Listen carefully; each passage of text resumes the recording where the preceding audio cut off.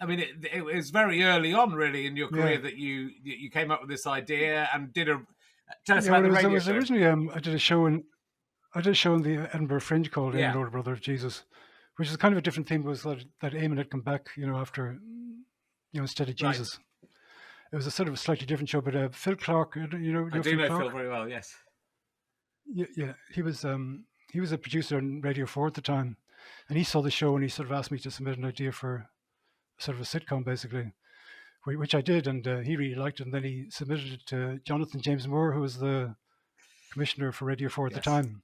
He was a really sort of lovely old sort of Cambridge type, with a sort of a corduroy jacket with leather patches at the elbow, that kind of thing. And he loved the show. He thought it was great. So they commissioned me to write 6 15-minute episodes, which I did. And then we recorded the whole thing in Broadcasting House. And then during that time, after we'd recorded, I think it was a couple of months later, Jonathan James Moore retired. And he was replaced with this, can I say fucking Catholic? You can say whatever you like. A Scottish Catholic guy called, I think it was James Ball, I think his name was.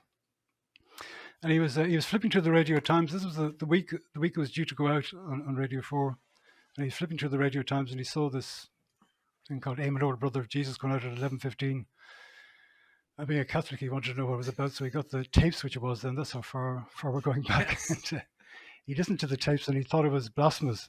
But the thing is that the joke wasn't, I mean, I don't mind being blasphemous, but if it was just being blasphemous, it would have got a bit boring after a while. It's not, for a sitcom for 15 minutes. The whole joke was that Jesus had an older brother who didn't get a look in. It was a sibling rivalry, basically. But it was even more extreme because his younger brother was the Messiah. But anyway, he listened to the tapes and he had the courage to ring me and said, I don't think this is suitable for Radio 4. It's far too blasphemous. That's weird. But the reason I heard that he considered it blasphemous was, if this had happened in Ireland, I would have expected it. But I thought, the BBC a bit more sort of open-minded. But the reason he banned it was that if Jesus had an older brother, therefore Mary couldn't have been a virgin. Yes. So it kind of exploded the whole sort of Catholic ethos thing, But I was amazed this coming from the BBC. I thought, if it was RTE, I thought, I could see that happening. But I was amazed BBC banned it on the basis that Mary mightn't have been a virgin. Yes.